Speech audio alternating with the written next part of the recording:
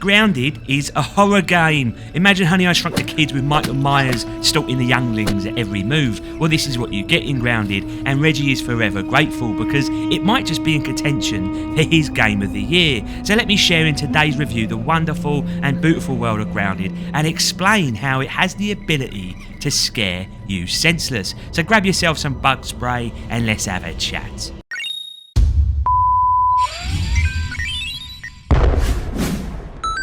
It's been a long time coming for its full release, with a well-polished early access version coming to Xbox Game Pass 2 years back. It's like watching Jennifer Lopez in the gaming world, because as Grounded has aged and matured in those 2 years, it's looking better than ever. It's a prime example of how a well-rehearsed and structured game design process can work, and how improvements are meaningful and indeed successful, something many of the other big publishers could learn from. So in Grounded, you take control of one of 4 kids who finds themselves waking up in their garden, or for you lovely Americans, backyard. And it's very much a survival game, my pedigree chums, whereby the world around you is your playground. You can craft tools and items to batter little weevils for food, you can knock water dew off grass for drinking, and you could create and build a huge base if that is what you so wish. The story is trying to uncover the mystery of how you got shrunk, which you achieve by collecting little computer chips, which then uncovers more as you go along and opens up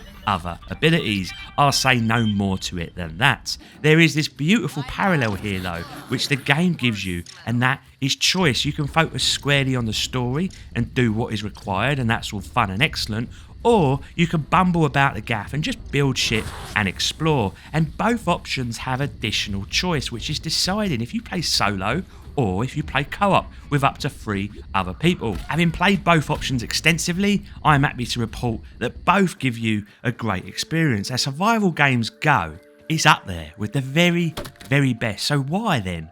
Why is this game like a horror? The fear factor in Grounded revolves around its insect enemies, which you and I wouldn't normally give a shit, as we would batter them to death with an IKEA catalogue. Take that, my little pedigree chums. But when you are smaller than an ant, the world you find yourself is sheer terror. Ladybugs, they bulk and walk around slowly as these little mini tanks. Little mites will pester you constantly, trying to take little chunks out of you. Mosquitoes buzz over and sting you to shit, but the granddaddy of them all is the spider. They look and stalk around in an all too real fashion, and they genuinely will scare you shitless as you scramble away. Thank God Amazon Prime offers same day delivery, because you'll go through plenty of pants. And to my horror, there are different types of spiders to contend with, and it's the subtle haunts of webs around the place that make you nervous. I suspect our Aussie friends down under, they're going to feel right at home playing this. In one situation, I was minding my own business walking over a leaf when I discovered a wolf spider sleeping within. My arsehole threw up there and then. And that's the thing with Grounded, you never ever feel safe, you never feel comfortable in this oversized garden, because at times a spider will just appear rustling in the background, or it will suddenly crawl past and fixate on you. Further still, Grounded comes with a day and night cycle, and it's at night the spiders come out to play. Lovely stuff it is. Now, the game is tough.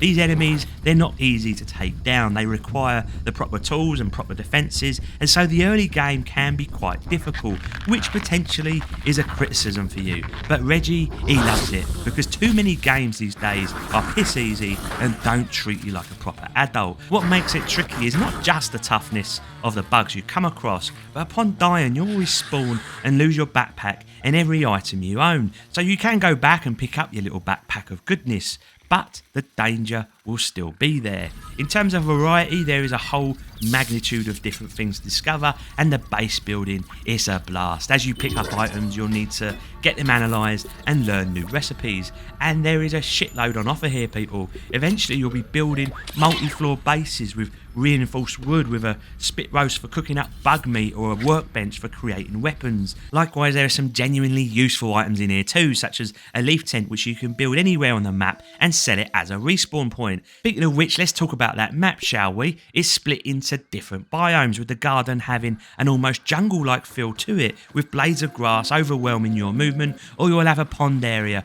where a fish stalks, or a hedge where underneath it looks like an elven forest and danger lurks within. You'll always come across little surprises too, such as an empty Coke can, which might periodically give you a syrup-filled surprise to help you on your mission, while surely providing you with diabetes. I mean, just think about it, people. How much sugar there must be for a little minuscule kid to be drinking out of a bloody Coke can. However, I found these cans as great locations to build bases around, as you only need to worry about the entrance to defend, and that's what Grounded is great at, making you ask questions and forcing you into decisions. The diverse and breathable world the developers have created here is nothing short of first class, and for my money is better than anything else out there right now, and that includes the likes of big hitters such as Subnautica. The one thing I will give is that I came across a few IT bugs, normally with a character getting stuck or a creeper crawly seemingly able to walk in thin air. I played this with my Trouble and Strife, and within 5 minutes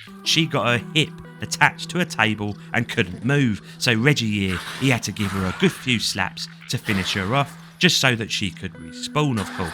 If you can relax for a moment and take in the beautiful world before you, you'll quickly start to appreciate the graphical greatness on offer. At last, there is a sufficient use of depth of field, a game mechanic that forever feels like a willy waving exercise in the games industry, and it actually makes sense here. The world around you towers above in such a scale that you feel insignificant and puny, just like that twat Frank the Mank. The lighting also combines with the effects, and it's done so well with that sort of volumetric finesse applied that the ambient lights glow in the distance and give enough warmth to the darkened areas around the source. You'll be able to see the textures of grass or how clovers look a little more waxy and shiny, and the sun will beam through lighting the soil below. And when night falls, the shadows, they follow people, amplifying that fear and horror you have throughout your travels. Spiders, they look like proper little cunts, and that's all fair play to the artists here. It is no wonder the game gives you the option for turning the spiders into a more friendly version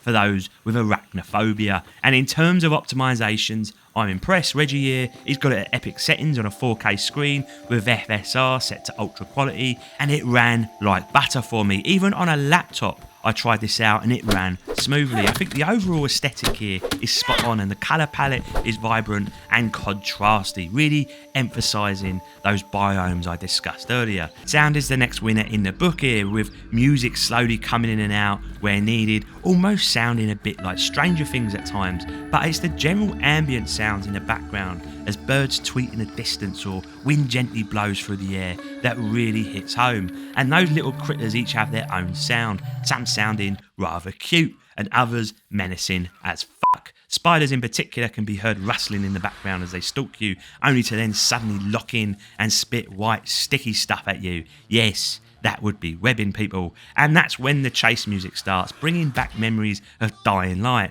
Only I find Grounded that much scarier. Another great feature here is the voice acting and script, all delivered to feel like something a young teenager would say without it being annoying, and with some genuinely funny moments coming out their little mouths. Grounded then is as much as a horror game as it is a survival game. On the next video I'm going to be reviewing a proper horror game in anticipation for Halloween. But honestly, this is up there if you want good scares. Playing Grounded with your mates will make you laugh, smile and cry with fear. Reggie and the boys have had great fun with this, and it's well worth the time and investment, because once it hooks you in, you'll find yourself unable to put it down as you look to grow your base or discover yet more recipes. It has bugs of the bad kind. The learning curve is a bit off at times, and initially it feels all you do is grind to get materials, but I promise you it will ease up, and once it does, you might find yourself playing Game of the Year. It really is that good, boys and girls, and with that I want to wish you all a lovely day. Reggie out.